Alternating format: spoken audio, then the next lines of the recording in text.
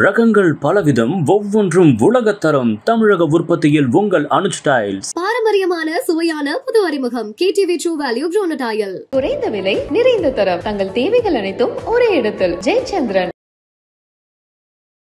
கற்பனை என்றாலும் கச்சிலை என்றாலும் கந்தனே உன்னை மறவே. வகுப்புல நான் ஒரு 10 பேருக்கு நடுவுல பாடினேன்னா அது முதல் பாடல் முருகப்பெருமான் பற்றிய பாடல் தான். அற்புதமாகிய இந்த ஸ்ரீனிவாசம் ஸ்ரீதபாரி ஜாதம் இந்த பாடலும் ஸ்ரீனிவாசா கோவிந்தா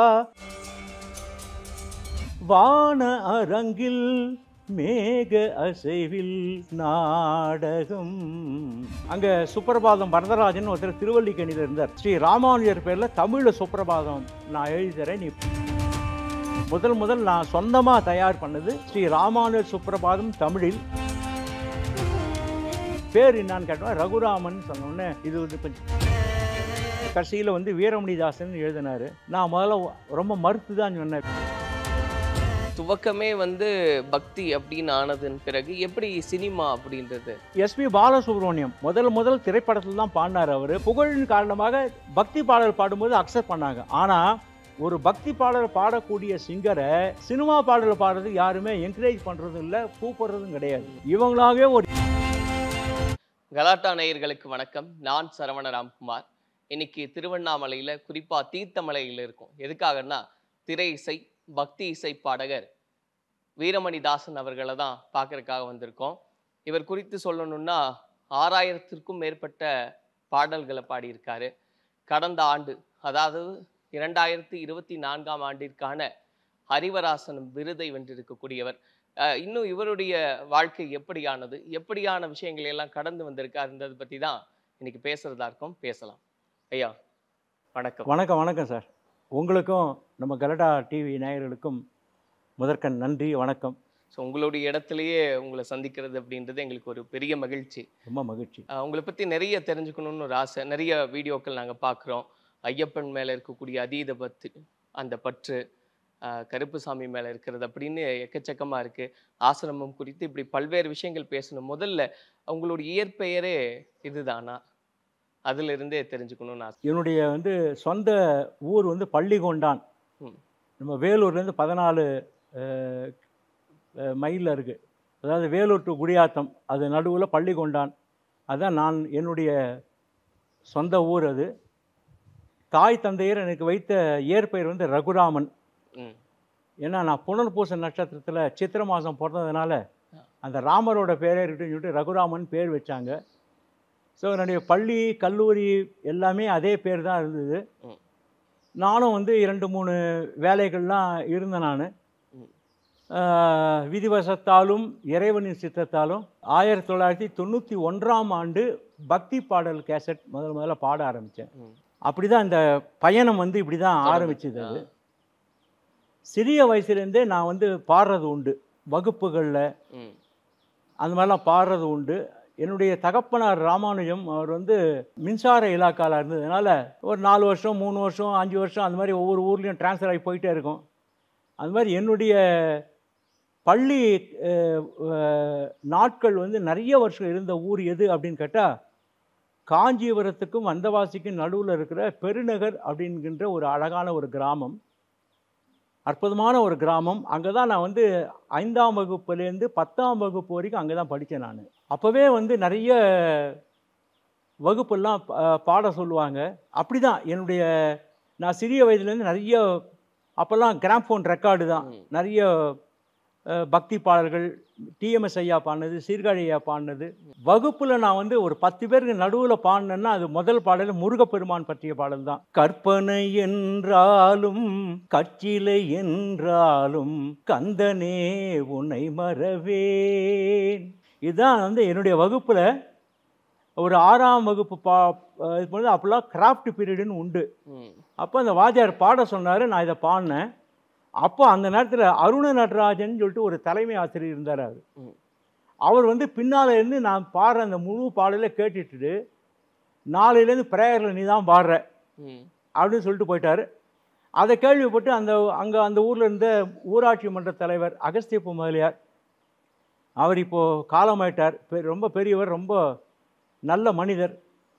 அவர் வந்து தன்னுடைய ஊராட்சி மன்ற கூட்டத்துக்கெல்லாம் என்னை கூட்டு பாட வச்சு இப்படி தான் அந்த கிராமம் வந்து என்னை ரொம்ப ரொம்ப என்கரேஜ் பண்ணித்தேன் சிறிய வயசுலேருந்து. நான் எனக்கு கேள்வி ஞானம் தான். ஆனால் என்னுடைய தாயாருக்கு வந்து கர்நாடக சங்கீதம் நல்லா தெரியும்.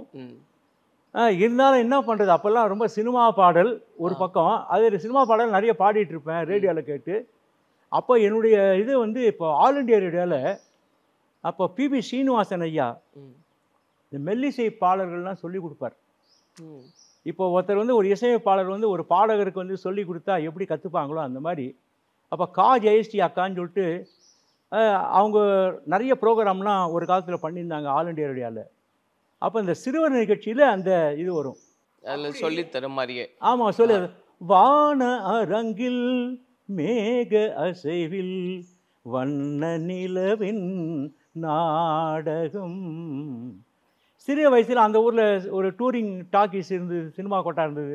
அப்போ எந்த பாடல் இருந்தாலும் நான் போய் பார்க்கறது உண்டு. சிறிய வயதிலேருந்து சினிமா பாடல்கள் மீதும் பக்தி பாடல்கள் மீதும் எனக்கு ரொம்ப பிரியம் உண்டு, ஒரு ஆர்வம் உண்டு எனக்கு. ஆரம்பத்தில் வந்து எப்படி இதுக்கான வாய்ப்பு வந்ததுங்க ஐயா, அந்த பக்தி பாடல்களை வந்து போடணும் அப்படின்றது? இது எப்படின்னா, நான் வந்து சொந்தமாக தொழில் பண்ணிட்டு இருந்தேன், நண்பர்கள்லாம் பார்ட்னர்ஷிப்பில். அப்போ வந்து தவறான ஒரு நண்பர்களை தேர்ந்தெடுத்து கொண்டேன் பார்ட்னர்ஸாக. அதனால் வந்து பெரிய எனக்கு லாஸ் ஆயிடுச்சு, எனக்கு ரொம்ப நஷ்டம் ஏற்பட்டது. 1989 அப்போது 89, 90 இதெல்லாம் வந்து வீட்லேயே உக்காட்டிருந்தேன். கல்யாணம் ஆகிப்போச்சு, என்னடா பண்ணுறது, என்ன பண்ணுறது, நம்ம வந்து இந்த வயசுக்கு மேலே எங்கே வேலைக்கு போகிறது, என்ன விஷயம் அப்படின்னு சொல்லிட்டு யோசனை பண்ணும்போது நம்ம சின்ன வயசுலேருந்தே பாடுவோமே, நம்ம பாடினா என்ன. அப்போ தான் வந்து கேசட்டு உலகம் வந்து கொஞ்சம் பரபரப்பாக ஆக ஆரம்பிச்சுது. இந்த பக்தி பாடல்கள் அடங்கிய கேசட்டுகள், சினிமா பாடல்களும் கேசட் வடிவில் தான் வர ஆரம்பிச்சுது. அப்போ முதல்ல நான் என்ன பண்ணேன், அங்கே சுப்பிரபாதம் வரதராஜன் ஒருத்தர் திருவல்லிக்கேணியில் இருந்தார், சென்னை. அவர் வந்து எனக்கு ஏற்கனவே அறிமுகம் உண்டு. அவர் சுப்பிரபாதமே எங்கன்னா ஒரு 100 கேசட்டுக்கு மேலே எழுதியிருக்கார், எல்லா தெய்வங்கள் மேலேயும். அப்போ அவர் அணுகி, நான் இந்த மாதிரி கேசட் பாடணும்னு ஆசைப்பட்றேன், நீங்கள் வந்து ஒரு இது எழுதித்தாங்க அப்படின்னு. உடனே அவர் என்ன சொன்னார், ராமானுஜர் மேலே நான் எழுதி தரேன், ஏன்னா அந்த சப்ஜெக்ட் தான் யாரும் பண்ணலை இது வரைக்கும், சுப்பிரபாதம். ஸ்ரீ ராமானுஜர் பேரில் தமிழில் சுப்பிரபாதம் நான் எழுதி தரேன், நீ பாடு அப்படின்னு சொல்லி சொன்னார். அப்போவே வந்து எல் கிருஷ்ணன் சார் இசையமைப்பாளர், பெரிய ஞானஸ்தன், பெரிய ஞானி இசையில். அவரை வந்து அறிமுகப்படுத்தி வச்சு அவரை இசையமைக்க வச்சு முதல் நான் சொந்தமாக தயார் பண்ணது ஸ்ரீ ராமானுஜர் சுப்பிரபாதம் தமிழில். அதில் ராமானுஜரை பற்றி 2 தமிழ் பாடல்களையும் உண்டு. அப்புறம் அபிஷேகம் நடக்கும்போது ராமானுஜர் கத்தியம்னு சொல்லிட்டு ஒன்று உண்டு. அது வந்து என்னுடைய மாமாவோட பையன் நந்தகுமார் அவரை வச்சு அதை சொல்ல வச்சு, அது சமஸ்கிருதம், அது சொல்ல வச்சு அது ஒரு கேசட்டாக தயார் பண்ணி 45 நிமிஷத்துக்கு அது எனக்கு தெரிஞ்ச சர்க்கிள்லாம் அப்படியே கொடுக்க ஆரம்பித்தேன். அப்போ திருவல்லிக்கேணியில் இன்றைக்கு வந்து புகழ்பெற்ற ஒரு cassette recording company, symphony recording கம்பெனின்னு சொல்லிட்டு, அதனுடைய உரிமையாளர் ராஜேஷ்ன்னு சொல்லிட்டு பேர். அவங்க வந்து பஞ்சாபி. அவங்க வந்து எங்கள் வீட்டுக்கு எதிர இருந்தாங்க. அவங்க சிம்பனி ரெக்கார்டிங் கம்பெனின்னு சொல்லிட்டு ஆரம்பித்து முதல்ல வீரமணி ஐயாவை வச்சு தான் முதல்ல கேசட்டு தயார் பண்ணி வெளியீடு பண்ணாங்க. ரொம்ப பிரபல்யமாக விற்று கொண்டிருந்த ஒரு நேரம் அது. நிறைய அம்மன் பாடல், ஐயப்பன் பாடல்லாம் அவங்க ரிலீஸ் பண்ணிட்டு இருந்தாங்க. அப்போ ராஜேஷை அணுகி, இந்த மாதிரி நான் ராமானுஜர் பேரில் ஒரு கேசட் பண்ணியிருக்கேன், உங்கள் கவுண்டரில் அதை சேல்ஸ் பண்ணித்தாங்கன்னு சொல்லிட்டு அவர்கிட்ட மார்க்கெட்டிங்காக நான் கொடுத்தேன் நான். அப்போ அதில் இருக்க வாய்ஸை கேட்டுட்டு அவர் மைண்ட்லேயே வச்சுட்டு இருந்தார். அப்போ 1991 இந்த ஸ்ரீனிவாசம் ஸ்ரீதபாரி ஜாதம் சஸ்மராமி இந்த பாடலும், ஸ்ரீனிவாசா கோவிந்தா தெலுங்குல வந்து பாருப்பள்ளி ரங்கநாத்ன்ற ஒரு பாடி பயங்கரமான ஹிட்டு. அப்போது அந்த கேசட் ஹிட் ஆனதுனால நிறைய பைரசி கேசட்லாம் வர ஆரம்பிச்சிது. ஆக்சுவலாக அது ரெண்டுமே ட்ரெடிஷ்னல், யாரும் வந்து காப்பிரைட்டு சொந்தம் கொண்டாட முடியாது. அந்த டியூனும் ட்ரெடிஷ்னல், அதனுடைய வார்த்தைகளும் ட்ரெடிஷ்னலானது. அப்போது அவர் சிம்பனி ரெக்கார்டிங் கம்பெனி ராஜேஷ் என்ன பண்ணார், அதை வந்து நம்ம திருப்பியும் பண்ணலாம்னு சொல்லிட்டு என்னை அணுகி என்னை பாட வச்சு ரிலீஸ் பண்ணார் அவர். அது 1991. அப்போ நான் அது பாடியே பயங்கர ஹிட் ஆகி ஒரு 1,00,000 கேசட்டுக்கு மேலே விற்றுது 1991. அதை கட் பண்ண முன்னே அப்போ 1992 அப்போ வந்து வேற ஒரு பாடகராக, அவர் பேர் சொல்ல வேணாம், இதை கேட்கக்கூடிய அவருக்கு வந்து மனசு கஷ்டப்படும். பெயரை சொல்லாத குறிப்பிடாத நான் சொல்கிறேன். ஆக்சுவலாக அவரை தான் வந்து அவர் சிம்பனி ரெக்கார்டிங் கம்பெனி வந்து அறிமுகப்படுத்தி வளர்த்து விட்டுது. அவங்க 2 பேருக்குள்ள என்ன பிரச்சனைன்னு தெரியல. அப்போ என்ன அப்ரோச் பண்ணார் மிஸ்டர் ராஜேஷ், இந்த மாதிரி இந்த வருஷம் ஐயப்பன் கேசட் உங்களை வச்சு தான் நான் பண்ண போகிறேன், நீங்கள் பண்ணணும்னு சொல்லிட்டு கேட்டுட்டார் அவர். நானும் அவரும் எனக்கு நண்பர் தான், அந்த பாடகரும் எனக்கு நண்பர் தான். நானும் எவ்வளோ சமாதானப்படுத்தினேன், அவர் கேட்கல. அப்புறம் நான் வந்து ஒத்துன்ட்டேன். ஏன்னா இதுதான் என்னுடைய ப்ரொஃபஷனாக நான் வந்து சூஸ் பண்ணிட்டேன், முடிவு பண்ணிட்டேன். அதால் நீங்கள் ஆஃபர் பண்ணுறீங்க, ஆஸ் அ ப்ரொடியூசர் நீங்கள் கேட்குறீங்க, ஆஸ் எ ஆர்டிஸ்ட் சிங்கர் நான் வந்து அக்செப்ட் பண்ணி ஆகணும், நான் அக்செப்ட் பண்ணுறேன்னு சொல்லிட்டு அக்செப்ட் பண்ணேன். அது மிஸ்டர் அரவிந்தன் சொல்லிட்டு அன்றைக்கு அவர் வந்து உயிரோடு இல்லை பாவம், ஐயப்பன்கிட்ட போய் சேர்ந்துட்டார். பெரிய இசையமைப்பாளர், மகா ஞானி. சமீபத்தில் கூட கேட்டு நம சிவாய நம சிவாய ஓம் நம சிவாய உலகமெங்கும் ஒலிக்கக்கூடிய அந்த எஸ்பி பாலசுப்ரமணியம் அவர்கள் பாடிய அந்த பாடல் இசையமைச்சதும் அரவிந்தன் அவர்கள் தான். அவர்களுக்கும் அது முதல் கேசட், எனக்கும் அது முதல் கேசட், ஐயப்பன் கேசட். அது கல்லு முள்ளும் காலுக்கு மெத்தை 1992 லான்ச் பண்ணோம். அப்போ என்ன ஆச்சு அப்படின்னா, என்னுடைய சொந்த பேர் ரகுராமன், இந்த வீரமணிதாசன் பேர் எப்படி வந்ததுன்றதா சொல்கிறேன் நான். அதுக்காக தான் இவ்வளோ விஷயம் சொல்லிட்டு வரேன். அப்போது அவர் என்ன பண்ணார், மிஸ்டர் ராஜேஷ் என்ன பண்ணார், தமிழ்நாட்டில் இருக்க எல்லா டீலருக்கும் ஒரு சாம்பிள் கேசட் பல்லவி சரணம் மட்டும் ரெக்கார்ட் பண்ணி டிஸ்பிளே பண்ணி ஆர்டர் வாங்குறதுக்காக போகும்போது டீலர்ஸ் எல்லாமே என்ன சொன்னாங்க, வாய்ஸ் வந்து ரொம்ப எக்ஸலண்ட்டாக இருக்குது, வீரமணி ஐயா வந்து அவர் 1990 வந்து இறைவனடி சேர்ந்துட்டார், இந்த வாய்ஸு அருமையான வாய்ஸ், நிறைய ஐயப்பனுக்கு ரொம்ப ஆப்டாக இருக்கும், ஜெயிக்கும் 20 வருஷத்துக்கு. பேர் என்னான்னு கேட்டோம்னா ரகுராமன் சொன்னோடனே, இது வந்து கொஞ்சம் கமர்ஷியலாக இல்லையா பேர் எதனா புனைப்பெயர் எதனா வைங்க அப்படின்னு சொல்லிட்டு சொல்லி அனுப்பிச்சிடாங்க போல இருக்கு. அப்புறம் அவர் சென்னைக்கு வந்தவுடனே என்னை கூட்டு அனுப்பிச்சி, உங்கள் பேர் எதனா சேஞ்ச் பண்ணணும், எதனா நல்ல நேமாக இருந்தால் சொல்லுங்கன்னாரு. நான் சொன்னேன், எங்கள் அப்பா அம்மா வச்ச பேரை நான் மாற்ற மாட்டேன்னு சொல்லிட்டு வந்துட்டேன் நான். அப்போ இசையமைப்பாளர் கண்மணி ராஜான்னு சொல்லிட்டு ஒருத்தர், அவருடைய அலுவலகத்துக்கு போனவுடனே இந்த புதிய பாடலை கேட்டிருக்காரு. கேட்டவுடனே அவர்கிட்ட சொல்லியிருக்காரு, இந்த வாய்ஸுக்கு தகுந்த மாதிரி ஒரு நேமை கண்டுபிடிங்களேன் அப்படின்னு. அவர் ஒரு 10-15 பேர் எழுதி கடைசியில் வந்து வீரமணிதாசன் எழுதினார். கண்டேன் சீதையை மாதிரி அவர் எகிரி குதிக்க ஆரம்பிச்சிட்டார் ராஜேஷ். அப்போது உடனே மறுநாள் என்னை கூட்டமிச்சு, உங்கள் பேர் வந்து வீரமணிதாசன் பேர் மாற்றிட்டோம் கேசட்டில். நான் முதல்ல ரொம்ப மறுத்து தான் சொன்னேன், வேணாம், அப்பா அம்மா வச்ச பேர் ரொம்ப அதை மாற்றுறதுக்கு விரும்பலை. ரெண்டாவது வீரமணி குடும்பத்துக்கு எனக்கு நல்ல ஒரு, ஏன்னா அவரே நிறைய பாடல்லாம் என்னை உட்கார வச்சு சொல்லி கொடுத்துருக்காரு, என்னுடைய மானசீக குரு அவர். வேணான்னு சொன்னால் கேட்கல. அதனால் அவங்க வந்து அதை பிரிண்ட் பண்ணி ரிலீஸே பண்ணிட்டாங்க. இறை அருள், மேன் ப்ரப்போசஸ் காட் டிஸ்போசஸ்ன்ற மாதிரி அது மிகப்பெரிய ஹிட் ஆச்சு. 1992 வருஷம். அதுலேருந்து என்னுடைய கேரியர் வீரமணிதாசனாகவே ஆகிப்போச்சு. 95ஆம் வருஷம் வந்து என்னுடைய நேமை வந்து நான் லீகலாகவே சேஞ்ச் பண்ணிட்டேன். ஆமாம். ஸோ எல்லாமே லீகலாக என்னென்னலாம் பண்ணமோ எல்லாமே கெசட்லேருந்து எல்லாமே சேஞ்ச் பண்ணி, என்னுடைய சொந்த ஊர் பள்ளிகொண்டா, என்னுடைய குடும்பத்து பேர் வந்து கோடி. பள்ளிகொண்டா கோடி ரகுராமன் இருந்தது, அது பள்ளிகொண்டா கோடி வீரமணிதாசன் மாற்றிட்டேன். எஸ்எல்சி புக்லேயும் அதான் இருக்குது, பிகே ரகுராமன். லீகலாக மாற்றும் போது பிகே வீரமணிதாசன் ஆகி. இதுதான் வரலாறு சார்.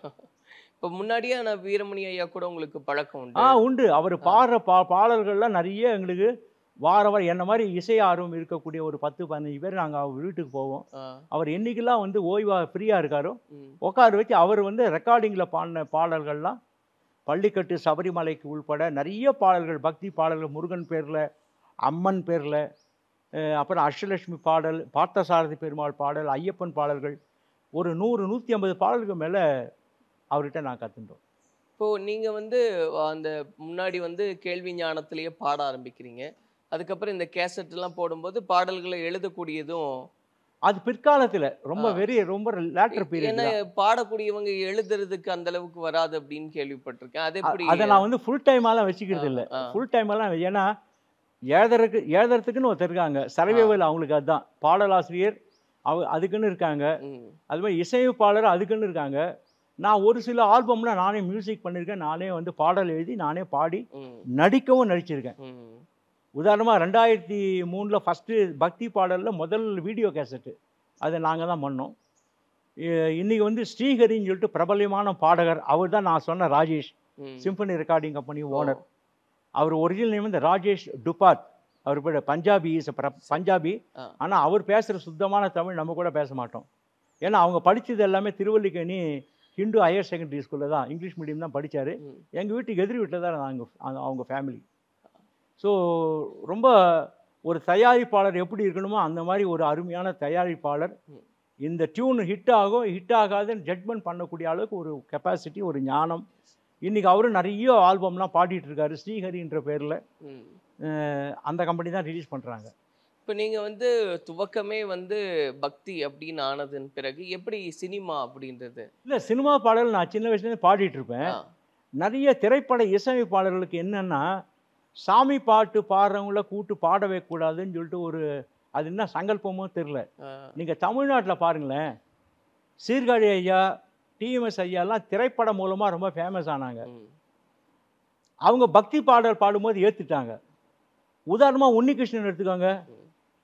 அவர் முதல்ல யாருக்கு எப்படி தெரிஞ்சதுன்னா, ஒரு சினிமா பாட்டு பாடி ஹிட்டான பிறகு தான் தெரிஞ்சது உன்னிகிருஷ்ணன். ஆனால் அந்த உன்னிகிருஷ்ணன் ஹிட்டான பிறகு நிறைய பக்தி பாடல் ஆல்பம் பாடினார், அதுவும் வரவேற்பை பெற்றது. எஸ்பி பாலசுப்ரமணியம் அவரும் அப்படிதான் முதல் திரைப்படத்தில் தான் பாடினார். அவர் பக்தி பாடல் பாடலை. அது அந்த புகழின் காரணமாக பக்தி பாடல் பாடும்போது அக்செப்ட் பண்ணாங்க. ஆனால் ஒரு பக்தி பாடல் பாடக்கூடிய சிங்கரை சினிமா பாடல் பாடுறதுக்கு யாருமே என்கரேஜ் பண்ணுறதும் இல்லை, கூப்பிட்றதும் கிடையாது. இவங்களாகவே ஒரு இமேஜை வளர்த்துக்கிறாங்க. அவங்க கூட்டா வரமாட்டாங்க, நம்மளை வந்து கோச்சிப்பாங்க அப்படின்னு சொல்லிட்டு அவங்களாவே நினச்சிக்கிறாங்க. ஆனால் இதில் ஒரு வித்தியாசம் என்னன்னா, உதாரணமாக நம்ம டி இமான் இருக்கார்ல, அவர் வந்து ஒரு ஏவிஎம் ப்ரொடக்ஷனோட ஒரு திரைப்படம் முதல் இடம் அப்படின்னு பேர். அதுக்கு ஒரு பாடல் பாடணும், ஒரு நாட்டுப்புற இசையை சார்ந்த ஒரு டூயட் சாங்கு அது பாடணும்னு சொல்லிட்டு அவர் வந்து நிறைய சிங்கர்ஸை வந்து பாட வச்சுருக்கார். நிறைய சூப்பர் சிங்கர்ஸில் பாடின சிங்கர்ஸு, அந்த மாதிரி நிறைய பாடகர்களை நிறைய அறிமுகப்படுத்திகிட்டே இருந்தார். அப்போ ஒரு நாள் எனக்கு ஃபோன் பண்ணார். நான் இங்கே இதே ஆசிரமத்தில் தான் இருந்தேன். அப்போ ஃபோன் பண்ணி, நான் இமான் பேசுகிறேன், இந்த மாதிரி நான் ஒரு படம் பண்ணிகிட்ருக்கேன், முதல் இடம்னு பேர், விதார்த் தான் ஹீரோவாக நடிக்கிறார், நீங்கள் வந்து ஒரு பாடல் பாடணும்னு. நான் சொன்னேன், வல்கராக இல்லைன்னா நான் கண்டிப்பாக பாடுறேன் அப்படின்னு. அதே மாதிரி சென்னைக்கு போயிட்டு நான் அந்த பாடலை பாடி கொடுத்துட்டு தான் வந்தேன் நான்.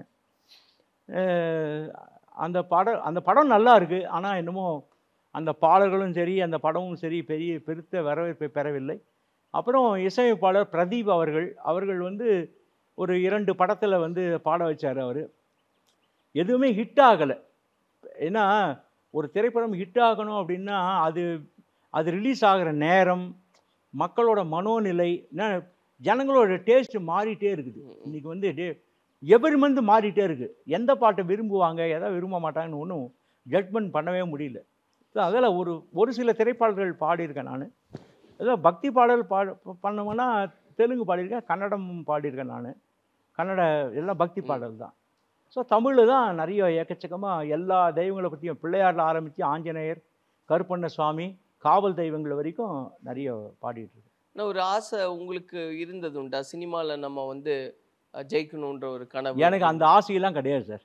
ஆக்சுவலாக நம்ம பாடணும் முடிவு எடுத்துட்டோம். நமக்குன்னு ஒரு சில பாலிசி வச்சுருப்போம், ரொம்ப வல்காரிட்டி இல்லாமல்.